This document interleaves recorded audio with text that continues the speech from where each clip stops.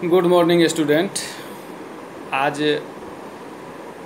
Standard 10th के लिए बहुत दिनों के बाद मैं नेशनलिज्म इन इंडिया का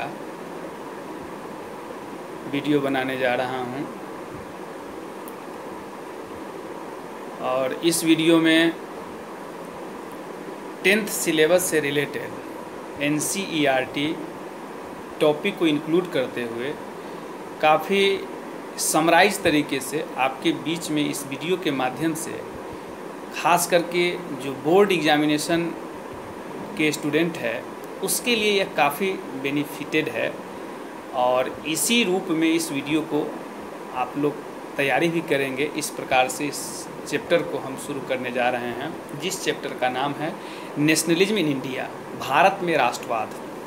ये सबसे इम्पोर्टेंट चैप्टर्स है जो CBSE NCERT बुक में अपने कैरिकुलम के रूप में इन्होंने कंपलसरी चैप्टर के रूप में रखा है। कभी यह चैप्टर खत्म कंपलसरी के रूप में नहीं होता है, ऑप्शनल नहीं होता है, क्योंकि ये भारत के राष्ट्रवाद से संबंधित है, नेशनल फ्रीडम मूवमेंट से रिलेटेड है। इसीलिए इस जो चैप्टर की अनिवार्यता है यह इम्पोर्टेंट होता है। पहला टॉपिक है, इस टॉपिक में हम ग्राफ के माध्यम से हम बहुत सारे चीज़ आपके बीच में डालते हैं। हालांकि इसका नोट्स हम आपको भेज चुके हैं। एक फ्लो चार्ट के माध्यम से हम बताएं कि नेशनलिज्म इन इंडिया को 4 भागों में बांटा गया है। उसमें से फर्स्ट भाग है द फर्स्ट वर्ल्ड वार और सेकेंड भाग है differing standards with in the movement, third भाग है टुवार्ड्स सिविल डिसोबीडियंस और लास्ट भाग है सेंस कलेक्टिव बिलोंगिंग। यानी मेनली यही 4 टॉपिक इस चैप्टर के अंतर्गत में रखा गया है, जिसमें बहुत सारे एक्सप्लेनेशन किया गया है। पहला टॉपिक है, इस टॉपिक के अंदर में जो सब टॉपिक का एक्सप्लेनेशन है उसमें क्या है, द फर्स्ट वर्ल्ड वार के अलावा द आइडियाज ऑफ सत्याग्रह का चर्चा किया गया है। What is the meaning of satyagraha, और सत्याग्रह में गांधी जी के द्वारा जो तैयार किया हुआ सत्याग्रह है वह मेनली कौन कौन से सत्याग्रह होते हैं उसके बारे में इसमें काफ़ी डीपली बताया गया है। हालांकि डीपली के रूप में जो 1917 है, 1918 है, 1918 है, ये जो 3 सक्सेसफुल सत्याग्रह है उसी चीज़ की चर्चा इसमें किया गया है। फिर उसके बाद है द रॉलेट एक्ट और उसके बाद है द नॉन कॉरपोरेशन मूवमेंट। ये आज हम फर्स्ट टॉपिक की चर्चा पहले करते हैं। अगर वीडियो में समय मिला तो टॉपिक 2 को भी हम इंक्लूड करेंगे। तो फर्स्ट टॉपिक में है कि first world War, Khilafat movement and the non corporation movement, in 3 चीज़ों की चर्चा फर्स्ट टॉपिक में इंक्लूड किया हुआ है। हम बात करते हैं सबसे पहले कि भारत में राष्ट्रवाद जो शब्द की बात है यह बिफोर इंडिपेंडेंस ऑफ इंडिया, यानी भारत की आज़ादी से पहले हमारे देश में जो राष्ट्रवाद की नींव पड़ी थी वह नींव mainly British east India company के शासन के बाद हम कह सकते हैं कि मेनली 1857 ईस्वी से इसकी शुरुआत होती है, लेकिन गांधीयन एज की शुरुआत 1915 से होता है। लेकिन राष्ट्रवाद शब्द की जो उत्पत्ति है यह उत्पत्ति हमारे देश में, हमारे देश की स्वतंत्रता को प्राप्त करने के लिए जिस प्रकार से हमारे देश में जो गांधीयन ग्रुप के लीडर्स थे उन्होंने कैसे इसका नींव रखा और राष्ट्रवाद की उत्पत्ति कैसे किया और जनता के बीच में यह बहुत सारी समस्याओं को राष्ट्र की संवेदना से कैसे जोड़ा, इस चीज़ को समझना बहुत ज़रूरी है। यह कैसे हम समझेंगे, तो सबसे पहले हम फर्स्ट वर्ल्ड वार की चर्चा कर लेते हैं। फर्स्ट वर्ल्ड वार में क्या था कि start the first world war 1914 to 1918। प्रथम विश्व युद्ध में हुआ क्या था कि प्रथम विश्व युद्ध जब शुरू हुआ तो उसमें बताया गया कि ये 5 साल तक यह युद्ध चला और यह युद्ध विश्व के 2 ध्रुवों के बीच में चला और इन 2 ध्रुवों के बीच में यह डिफेंस एक्सपेंडिचर को इतनी अधिक बढ़ाया, चूँकि उस समय हमारे देश में ब्रिटिश ईस्ट इंडिया कंपनी शासन करती थी और हम उसके कॉलोनी थे और कॉलोनी के रूप में हम पर वो शासन करता था। तो निश्चित तौर पर कंपनी के जितने भी कंपनी थे वह company specially for manufacturing in first world war, first world war से ही रिलेटेड वह मैन्युफैक्चरिंग करने का काम करते थे। इसमें बताया जाता है कि फर्स्ट वर्ल्ड वार के बाद जो सबसे बड़ी कठिनाइयाँ सामने में आई, वह कठिनाई क्या हुआ कि लंबे समय तक युद्ध चलने के उपरांत ये देखा गया है कि किस प्रकार से उस समय महंगाई बढ़ी और इस महंगाई में किस प्रकार से जो सामानों का दाम होता था वह दाम किस प्रकार से डबल हो गया और साधारण लोगों का जीवन जीना बहुत ही मुश्किल हो गया। फिर उसके बाद ये भी कहा जाता था कि उस समय में ग्रामीण क्षेत्रों से जो सैनिकों की भर्ती की प्रक्रिया काफ़ी महत्वपूर्ण माना गया और बड़े पैमाने पर यह साधारण लोगों को इस भर्तियां में लाने का प्रयास किया गया। फिर उसमें ये भी कहा गया है कि इस वर्ल्ड वार के दरमियान ये भी देखा गया है जिस प्रकार से भारत के बहुत सारे भागों में फसल खत्म हो गया और फसल खत्म होने के पीछे अनाज का जो कमी हुआ, यह अनाज की कमी वाकई में बहुत सारी समस्याओं एक साथ लेकर के आने का काम किया है। फिर उसके बाद वहीं पर नहीं रुका, हमारे भारतवर्ष के कई क्षेत्रों में ये भी बताया गया है कि सूखा पड़ गया। उसके बाद बहुत सारे एपिडेमिक डिजीज शुरू हो गए और इसमें आम जनता को बहुत सारी समस्याओं का कठिनाइयों का समस्या यानी कठिनाइयों का जो समस्या था यह झेलना पड़ा और यह समस्या एक लार्ज स्केल पर था। खास करके ग्रामीण क्षेत्रों में इसमें सबसे अधिक समस्या उत्पन्न हुआ। अब हम लोग बात करेंगे सत्याग्रह। सत्याग्रह यानी गांधी जी का सत्याग्रह, आइडियाज ऑफ सत्याग्रह। इस सत्याग्रह में मतलब अगर हम बात करें कि गांधी जी का जो प्रिंसिपल्स था, गांधी जी का जो फिलॉसफी था, वो फिलॉसफी क्या था, तो गांधी जी निश्चित तौर पर इस सत्याग्रह के लिए सबसे पहले गांधी जी 1893 में साउथ अफ्रीका गए थे भारत से, और साउथ अफ्रीका से लौटने के बाद 19 जनवरी 1915 में वो भारत के लिए आए। कहाँ से? तो Gandhi ji return to India from South Africa in January 1915। ये 1915 में आए और आने के बाद से तब भारतवर्ष में विभिन्न तरीक़ों से एक सक्सेसफुल के रूप में वह किस प्रकार से सत्याग्रह पर जोर दिया। सत्याग्रह में उन्होंने सबसे अधिक जोर किस पर दिया? ट्रूथ और नॉन वायलेंस पर। चूँकि ट्रूथ और नॉन वायलेंस गांधी जी के सबसे बड़ा प्रिंसिपल था और इसी प्रिंसिपल्स के आधार पर वो इस देश की स्वतंत्रता को प्राप्त करना चाहते थे। और यही कारण है कि गांधी जी मतलब संघर्ष के खिलाफ, जो अन्याय के खिलाफ जो संघर्ष होता था, और अन्याय कौन करता था? तो ब्रिटिश ईस्ट इंडिया कंपनी करता था। उसके लिए उन्होंने ट्रूथ और नॉन वायलेंस के रूप में बहुत सारे काम को आगे की ओर बढ़ाया।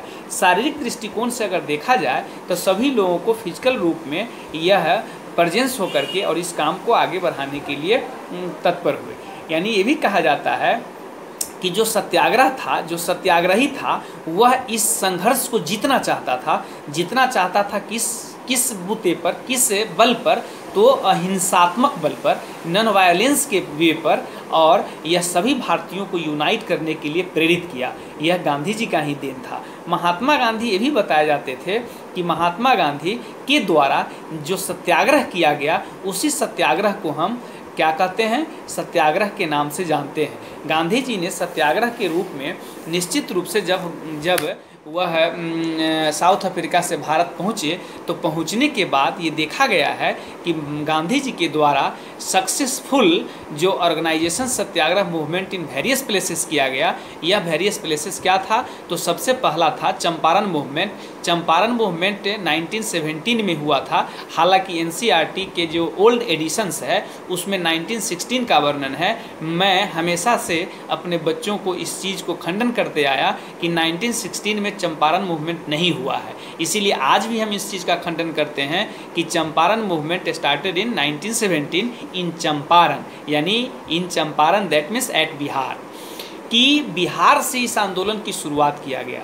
आप जानते हैं कि बिहार में सबसे अधिक इंडिगो प्लांटेशन के अगेंस्ट में यहाँ के किसान त्राहिमाम थे। और यह आंदोलन करने से पहले गांधी जी जब साउथ अफ्रीका से भारत लौटे तो पूरे भारत में उन्होंने 1 साल तक भ्रमण करने के बाद ये पाया कि सबसे अधिक समस्या भारत के किस हिस्से में है और सत्याग्रह की शुरुआत कहाँ से की जानी चाहिए, इस पर सबसे अधिक उन्होंने इम्फेसिस किया, यानी जोर दिया। और इन जोर का कारण ये था कि उन्होंने बिहार को चुना और बिहार में चंपारण को चुना, जहाँ पर किसान की सबसे अधिक समस्या थी। चूँकि इंडिगो प्लांटेशन का मतलब होता है नील की खेती, और नील की खेती करना ब्रिटिश सरकार के द्वारा अनिवार्य घोषित कर दिया गया था। चूँकि नील की खेती एक बार किसी फील्ड में किया जाता था तो दोबारा उसमें कोई फसल नहीं मतलब उगाया जा सकता था, और वह मतलब जो फील्ड होता था वह बिल्कुल बेकार हो जाता था। इसीलिए किसानों के साथ बहुत बड़ी समस्या थी।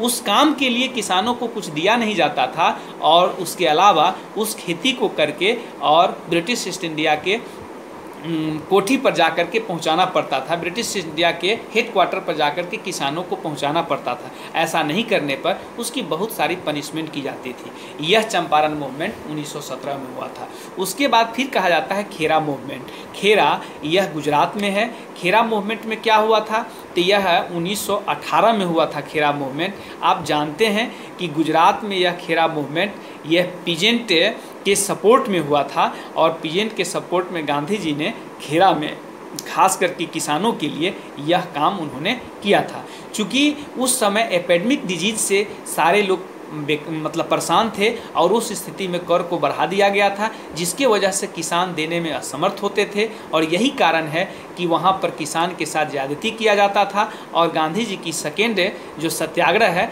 यह 1918 के गुजरात के खेरा डिस्ट्रिक्ट से शुरू किया उन्होंने, और यह सफलतापूर्ण सत्याग्रह को अंजाम दिया। तीसरा सत्याग्रह में सबसे महत्वपूर्ण बात है कॉटन मिल वर्कर्स के एगेंस्ट में किया गया। वहाँ पर कॉटन मिल में काम करने वाले जितने भी किसान थे, उस किसान को सबसे अधिक काम लिया जाता था, उसके एवज में वेजेस कम दी जाती थी, और ड्यूरेशन ज़्यादा होता था, जिसके लेकर के वहाँ के वर्कर्स काफ़ी समस्या होता था। और इस समस्या के कारण गांधी जी की तीसरा नज़र उन सत्याग्रह पर पड़ा जहाँ पर कॉटन मिल पर सबसे अधिक कामगारों पर यह क्रूरता की जाती थी ब्रिटिश के द्वारा, और यह सफलतापूर्ण सत्याग्रह का अंजाम गांधी जी कहाँ दिए, तो कॉटन मिल वर्कर जो अहमदाबाद में था, यह भी एक सफलतापूर्ण सत्याग्रह था। अगर गांधी जी के सत्याग्रह के बारे में पूछा जाएगा कि गांधी जी के 3 सफलतम सत्याग्रह का नाम लिखे, तो आपको पहला बताना होगा चंपारण, दूसरा बताना होगा आपको खेरा, और तीसरा बताना होगा cotton mill workers. According to me Champaran movement in 1917, according to me Champaran Kheda movement in 1918, और according to me cotton mill workers movement in 1918। According to book in NCERT 1916, 17 और 17, यानी चंपारण का वर्णन किया है 16 में, और खेरा का वर्णन किया है 17 में, और कॉटन का वर्णन किया है 18 में। लेकिन अब हम नेक्स्ट टॉपिक पर शुरुआत करेंगे, रॉलेट एक्ट। रॉलेट एक्ट क्या है, इस पर भी हम लोग चर्चा कर लेंगे। रॉलेट एक्ट कानून था जिस कानून को पारित करने का काम इम्पेरियल लेजिस्लेटिव काउंसिल ने किया था, और इस लेजिस्लेटिव काउंसिल के द्वारा मतलब इस कानून को पारित किया गया था। इसमें बहुत सारे इंडियन मेंबर्स भी थे, और इंडियन मेंबर्स के कारण यह गवर्नमेंट ने इस चीज़ को लागू किया, जिसका भारत में घोर प्रतिरोध का सामना करना पड़ा। और इसमें क्या था कि किसी भी निर्दोष व्यक्ति को 2 साल तक के लिए गिरफ्तार कर लिया जाता था। खास करके जो पॉलिटिकल प्रिजनर्स होते थे, वह विदाउट ट्रायल उसको 2 इयर्स के लिए मतलब अरेस्ट कर ली जाती थी, और अरेस्ट करके जेल में डाल दिया जाता था। और इस घटनाक्रम में यह बताया गया है कि on 6 April 1919 Gandhi ji launch the nationwide satyagraha against the Rowlatt Act, और गांधी जी के द्वारा रॉलेट एक्ट को पूरे राष्ट्र लेवल पर इस सत्याग्रह को अंजाम दिया गया, और इसके विरोध में धरना प्रदर्शन किया गया। यह एक काला कानून के नाम से जाना गया है, जैसा कि अकॉर्डिंग टू गांधी जी इस चीज़ के बारे में वो बताते हैं कि यह एक काला कानून इसीलिए था कि जितने भी राजनीतिक से जुड़े हुए क्रांतिकारी थे, उन क्रांतिकारी को शक के आधार पर 2 साल के लिए गिरफ्तार कर दिया जाता था। उसमें निर्दोष भी होते थे, और उन लोगों को जेल में बंद कर दिया जाता था। चूँकि वह क्रूर कानून था, किसी को भी फांसी पर लटका देने की प्रथा उस समय आम बात थी। फिर उसके बाद ये भी कहा जाता है कि यह बड़े पैमाने पर कि people reacted like workers went to a strike in railways workshop, British government arrested the local leaders, Amritsar Mahatma Gandhi barred from the entering Delhi on 10th April and police fire upon a powerful prisoners, widespread attack the banks, post offices, railways, stations, martial law was imposed by the General Dyer। ये भी कहा जाता है कि इस पर जो पूरे गांधी जी के द्वारा जब नेशनल लेवल पर पूरा इसका आगे की ओर बढ़ाया गया तो सभी जगहों पर हड़ताल होने लगे ब्रिटिश सरकार के विरोध में। अमृतसर में भी हड़ताल होने लगे। और ये भी जानना है आपको कि महात्मा गांधी को दिल्ली जाने से रोक लगा दिया गया और 10 अप्रैल को गांधी जी के 10 अप्रैल को पुलिस फायर किया और उसमें बहुत सारे पीस प्रोसेसन हुए और उसमें बड़े पैमाने पर जो बैंकर्स पर अटैक किया गया, पोस्ट ऑफिस पर अटैक किया गया, रेलवे स्टेशन पर अटैक किया गया और उसके बाद मार्शल लॉ इम्पोज कर दिया गया जनरल डायर के द्वारा। यानी इन सभी जगहों पर यह हमारे देश के जितने भी पॉलिटिकल लीडर्स थे और जितने भी मतलब रिवोल्यूशनरीज थे, ये सभी जगहों पर बहुत बड़े आंदोलन किया। कहीं कहीं पर तो इसमें मतलब आर्म्स का भी प्रयोग किया गया, बम बारूद का भी प्रयोग किया गया, लेकिन जनरल डायर के द्वारा यह मार्शल लॉ लागू कर दिया गया। कब, कहाँ? तो यह मार्शल लॉ लागू करने के पीछे इनका काम था कि इस रॉलेट एक्ट के विरोध में भारतीय क्रांतिकारी जितने भी विरोध कर रहे हैं उस विरोध का सामना न करें और उस विरोध को दबाया जाए, इसके लिए जनरल डायर इस काम को किए। फिर बात आती है जालियांवाला बाग इंसिडेंट पर कि 13 April people assemble Jallianwala Bagh to, यानी कहता है कि 13 अप्रैल 1919 को जालियांवाला बाग में बहुत सारे लोग भारतीय वहाँ पर उस बाग में कलेक्ट हुए और उस चीज़ को यह कलेक्शन होने के पीछे यानी इकट्ठा होने के पीछे गैदर्ड ऑफ द पीपल जो जालिया बाग में उपस्थित हुए थे, उसमें खास करके ये देखा गया कि बैसाखी जो फेयर था यानी बैसाखी का जो पर्व था पंजाबियों का, यह बहुत बड़ा पर्व होता है और उसी के मौके पर वहाँ पर सभी लोग भीड़ इकट्ठे हुए थे और उस पर जनरल डायर के द्वारा मतलब बिल्कुल बख्तरबंद गाड़ी में जनरल डायर आते हैं और वहाँ पर उनको बहुत सारे निहत्थे लोगों पर फायर कर दिया जाता है, जिसमें बहुत सारे निर्दोष लोग मारे जाते हैं। और इससे भारतवर्ष में एक बहुत बड़ा यह मैसेज का स्प्रेडअप होता है। पूरे देश भर में इस मैसेज से एक बहुत बड़ा फैलाव होता है और लोगों के मन में एक क्रूरता जगती है, खास करके क्रांतिकारियों के मन में, कि इस प्रकार से जो क्रूर अंजाम दिया गया है किसके लिए? सिर्फ भारतीय क्रांतिकारी को रिप्रेस करने के लिए। और इस प्रकार से हम लोग कह सकते हैं कि जिस प्रकार से सत्याग्रहीज को ह्यूमिलिएट किया गया और इस प्रकार से महात्मा गांधी को अंत में मतलब जो मूवमेंट था इस मूवमेंट को ख़त्म करना पड़ा। और ख़त्म करने के पीछे अब बात आती है खिलाफत मूवमेंट का। खिलाफत मूवमेंट क्या है? आपको पहले से मालूम होगा कि फर्स्ट वर्ल्ड वार की जो हम चर्चा किए हैं, तो First world War had ended in the defeat of the Ottoman Turkey, यानी ओटोमन तुर्की के प्रथम विश्व युद्ध में हार के बाद कि देयर वेयर र्यूमर्स कि that harsh peace treaty was going to impose Ottoman empire and spiritual head of the Islamic world the खलीफा।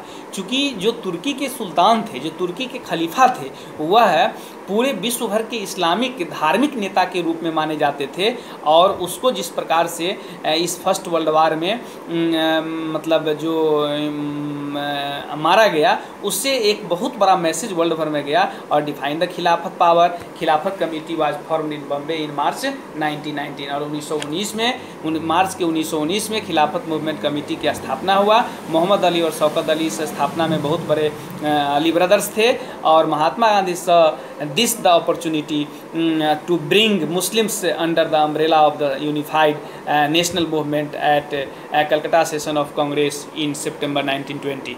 और सितंबर 1920 के कलकत्ता अधिवेशन में यह मुस्लिम लीग के लीडरशिप में हिंदू और मुस्लिम दोनों मिलकर के यह एक umbrella of United national movement को अंजाम दिया गया और बहुत सारे हिंदू मुस्लिम मिलकर के इस संगठन को मजबूत किया और ब्रिटिश के अगेंस्ट में यह काम करने पर जोर दिया। Non corporation movement in support Khilafat as well as for swaraj, swaraj के लिए नॉन कॉर्पोरेशन मूवमेंट में मुस्लिम जो खिलाफत कमेटी था वो कमेटी भी सपोर्ट करने के रूप में आगे बढ़ा। और इसके बाद हम लोग बात करते हैं नॉन कॉर्पोरेशन मूवमेंट।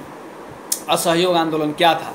असहयोग आंदोलन में बताया गया है कि महात्मा गांधी फेमस बुक हिंद स्वराज, महात्मा गांधी के द्वारा हिंद स्वराज पुस्तक में यह घोषित किया गया था कि British rules was establishment in India, Bharat में जो ब्रिटिश रूल स्थापित किया है कि हम लोग किसी भी परिस्थिति में कोई भी भारतीय के द्वारा इसको सहयोग न करें और इन इंडियंस रिफ्यूज टू कोऑपरेट, और भारतीय इससे कोऑपरेट करने से रिफ्यूज कर दिया कि British rule in India would collapse with in a year and Swaraj would come. और इस प्रकार से अगर हम करते हैं तो निश्चित तौर पर भारत में यह विदिन 1 साल में ही ये खत्म हो जाएगी और भारत में स्वराज की स्थापना होने में किसी भी प्रकार की कोई प्रॉब्लम नहीं होगी।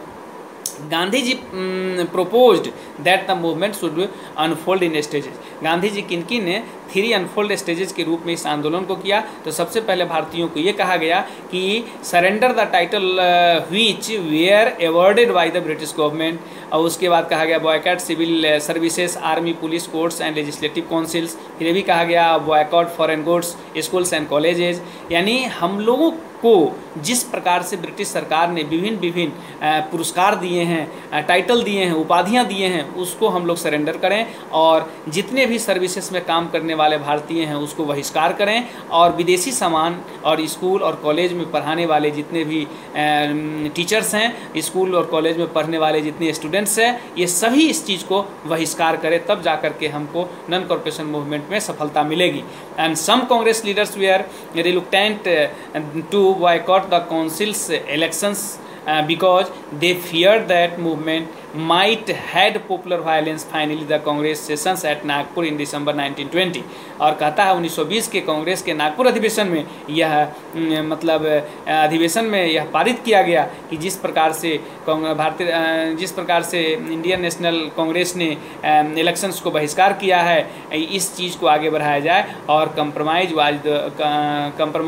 Was worked out and the non corporation programmes was adopted. और इसी प्रकार से हम लोग असहयोग आंदोलन को अपनाएं और आगे चल कर के इसी प्रकार की आंदोलन को बढ़ाते रहें, जिससे ब्रिटिश सरकार को प्रेशराइज किया जाए और भारत से ब्रिटिश सरकार भागे। इस प्रकार से गांधी जी इस मुहिम को आगे चलाए और पूरे नेशनल इंडियन कांग्रेस के द्वारा यह इस मूवमेंट में सभी लोग भागीदार बने। तो आज हम लोग टॉपिक 1 को पूरी डिटेल इस वीडियो के माध्यम से आप लोगों को दे रहे हैं। खास करके बोर्ड स्टूडेंट्स इस चीज़ को सही से पढ़ें और अधिक से अधिक इसका वीडियो को लाइक करें और सब्सक्राइब करें। इसी के साथ आज इतना ही।